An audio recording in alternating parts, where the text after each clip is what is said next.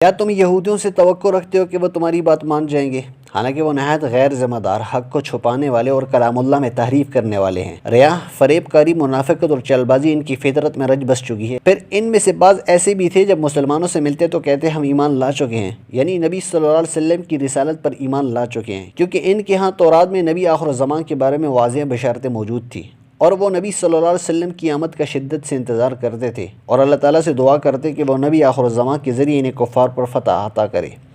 اللہ تعالیٰ فرماتے ہیں وَكَانُوا مِن قَبْلُ يَسْتَفْتِحُونَ عَلَى الَّذِينَ كَفَرُوا، اور وہ اس سے قبل کفار پر دعائے فتح مندی مانگا کرتے تھے، لیکن جب وہ ایک دوسرے کے ساتھ تنہائی میں ملتے تو ایک دوسرے کو اس بات پر سخت تنبیہ کر دے کیوں وہ مسلمانوں کو وہ باتیں بتا رہے ہیں جو آپ کی رسالت کی صداقت کے بارے میں تورات میں مذکور ہیں، جس کے بارے میں قرآن کہتا ہے وَإِذَا لَقُوا الَّذِينَ آمَنُوا قَالُوا آمَنَّا وَإِذَا خَلَا بَعْضُهُمْ إِلَى بَعْضٍ قَالُوا أَتُحَدِّثُونَهُم بِمَا فَتَحَ اللَّهُ عَلَيْكُمْ لِيُحَاجُّوكُم بِهِ عِندَ رَبِّكُمْ أَفَلَا تَعْقِلُونَ۔ محمد رسول اللہ صلی اللہ علیہ وسلم اللہ کے ماننے والوں سے ملتے ہیں تو کہتے ہیں ہم بھی انہیں مانتے ہیں، اور جب آپس میں ایک دوسرے سے تخلیق کی بات چیت ہوتی ہے تو کہتے ہیں کیا بیوقوف ہو گئے ہو، ان لوگوں کو وہ باتیں بتا رہے ہو جو اللہ نے تم پر کھولی ہیں تاکہ تمہارے رب کے پاس تمہارے مقابلے میں انہیں حجت پیش کرے۔ یہاں ان کا مخصوص مزاج جو معرفت الہی سے بالکل کورا ہے ان پر غالب آ جاتا ہے، وہ اللہ تعالیٰ کے علم کی حقیقت اور اس کی صفات کی حقیقی تصور تک سے عاری نظر آتے ہیں۔ وہ سمجھتے ہیں اگر وہ یہ باتیں مسلمانوں کو نہ بتائیں تو اللہ تعالیٰ ان سے کچھ مواخذہ نہ کرے گا، مواخذہ صرف اس صورت میں ہوگا جب یہ باتیں مسلمانوں کو بتا دی جائیں۔